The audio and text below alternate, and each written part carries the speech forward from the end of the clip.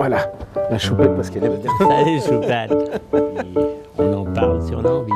On va arriver, on pourrait créer un monde parfait. Parfait. Donc tu as la semaine de 35 heures, hein, tu m'as dit. Ah oui, ça s'est amélioré.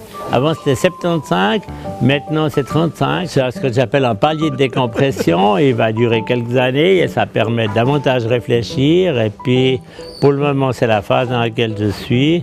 Après, comme je m'interroge sur l'avenir de l'humanité à cette époque de disruption dans tous les domaines, énergie, transport, robotique et autres, et puis aux effets que ça peut avoir sur la société, je pense qu'à un moment donné, je ne pourrais pas m'empêcher d'écrire quelque chose, mais ce n'est pas encore le cas. Tu dis que tu n'es pas un hypersensible. Moi, je te ressens comme un hypersensible.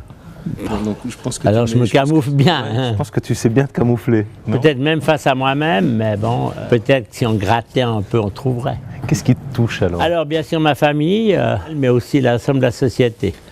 J'ai incontestablement, si je continue, c'est parce que je vois la grande mutation de l'énergie, celle des transports, et aussi celle de la société avec la robotisation et toutes ces choses-là.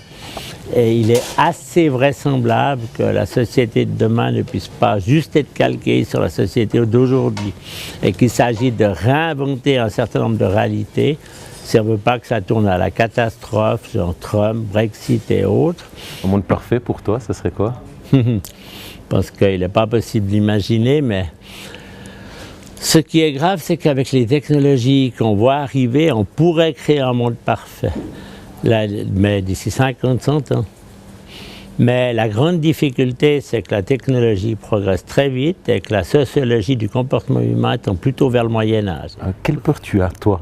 Alors moi, j'ai toujours eu l'angoisse de ne pas faire aussi bien que j'aurais pu, que ce soit d'un point de vue professionnel, politique ou autre. C'est un peu ce qu'on appelle, me dit-on, le Capricorne, ascendant Capricorne, qui a une volonté de perfectionniste, dit-on, et de se reprocher tout ce qu'il n'a pas réussi à faire aussi bien qu'il l'aurait pu ou qu'il aurait voulu. Pour ma famille, mais bien sûr aussi pour la ville dont je me suis occupé. Je ne crois pas m'en être trop mal sorti, mais ça n'empêche pas de penser qu'on a peut-être pu faire encore mieux. Ou pour la société, ou quelque part, j'ai envie de partager avec un certain nombre de gens des réflexions sur les futurs moins horribles que d'autres. En quoi tu as manqué pour tes proches? Alors pour mes proches, évidemment, c'était dur par beaucoup de côtés, puisque quand on a la semaine de 75 heures, et puis comme on dort quand même un minimum et qu'il faut manger, ça n'en laisse pas toujours beaucoup pour les proches. Pour mon fils, j'ai presque toujours réussi à ménager ce qu'on appelle les week-ends ou l'aide, pas toujours mais souvent. Pour mon épouse, incontestablement, Marie-Ange m'a vu moins souvent qu'il eût été souhaitable dans une relation de couple de soir. Je te trouve beaucoup plus souriant qu'avant. Je dors plus. Ça peut aider.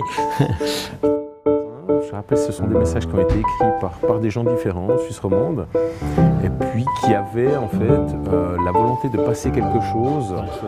Tu peux y aller. Non, je regarde, je fais 2 tours, j'en ai déjà présélectionné 6, même si c'est pas forcément intégralement vrai vu les difficultés qu'on peut rencontrer dans la vie. Avec une attitude positive, on retombe toujours sur ses pattes.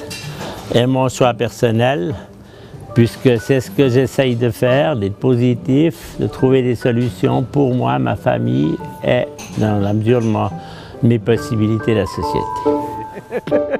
Non, mais je t'adore comme tu es là aujourd'hui. Oui.